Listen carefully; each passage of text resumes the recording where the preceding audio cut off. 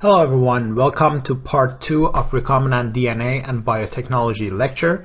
So in this second part, we're going to now discuss the DNA sequencing technique, determining the gene function, discuss the application of stem cells for different medical as well as biotechnology purposes, application of DNA technology, and then finally discuss the safety and ethics of DNA technology.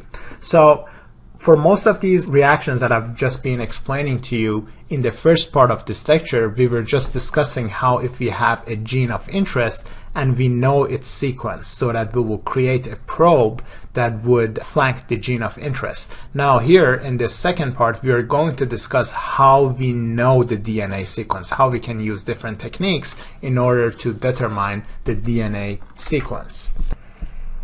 And this is basically the principle of Human DNA Genome Project, which has discovered the entire sequence of the human DNA. So basically for DNA sequences, there can be several procedures that can be used. We're just going to discuss the traditional technique, which is the chain termination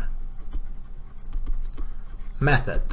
And I'm going to go over that in a second. But basically, in order for this reaction to happen, what we need is that we will need a single stranded DNA molecule. We need a short primer to start with, and this short primer will be complementary to our single stranded DNA. Then we will use a DNA polymerase and deoxyribonucleotide triphosphates, like for instance DNTPs for adenine, thymine, guanine, and cytosine. And then we also need dideoxyribonucleotides. And the difference between these two is that DNTPs on their 3' chain, they have a hydroxyl group, while DDNTPs or dideoxynucleotides, they lack the 3', so they lack the 3' hydroxyl group. As a consequence of which, DNA, the nucleotides, cannot be added to the growing chain once DDNTP is incorporated. So let me show you how a phosphodiester bond can be formed. So here we have a DNA sequence that are attached to each other. Two nucleotides are attached by a phosphodiester bond. Now what polymerase does is that it catalyzes the formation of another phosphodiester bond through the 3' hydroxyl group. Now if this 3' hydroxyl group is missing, like for instance in nucleotides, in dideoxynucleotides, therefore DNA elongation in the PCR reaction can no longer happen. And so we can use this technology in order to find what's the DNA sequence. And I'm going to give you an example because that's the easiest way of showing you how the chain termination method works. So let's say we have a DNA sequence that its sequence is GACT, just for argument's sake, right? And we want to sequence this one. We don't know that its sequence is GATC. All we know is that we have a primer that can start behind the gene of interest. So here we have a 5' to 3' primer.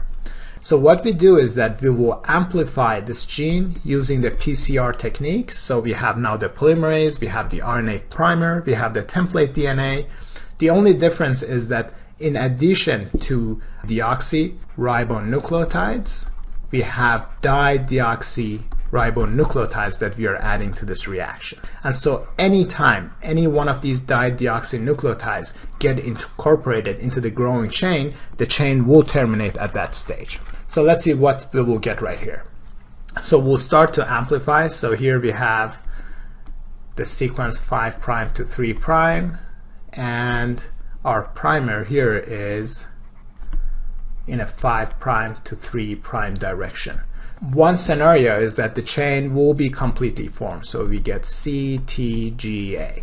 But then the other scenario is that before this last nucleotide was added, one of these get incorporated there. So let's say that we get A.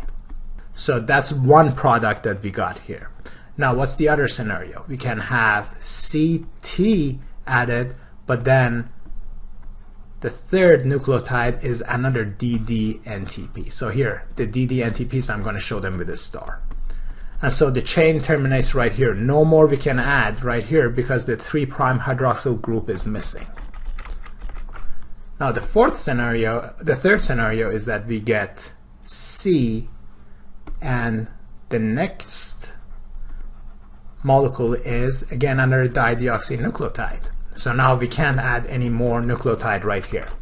And then finally, the final scenario is that our very first nucleotide is actually a dideoxynucleotide, and so nothing more will be added. So now we got 4 different PCR products that their difference between them is only 1 nucleotide.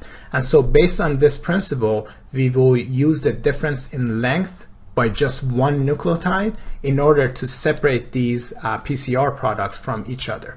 And so there are different techniques that can be used. A fancy one is actually to use different color probes for different DDNTPs. So let's say that A uses the purple color, G emanates the green, T emanates blue, and then C emanates pink. And then there will be a machine that will detect as these products are running through.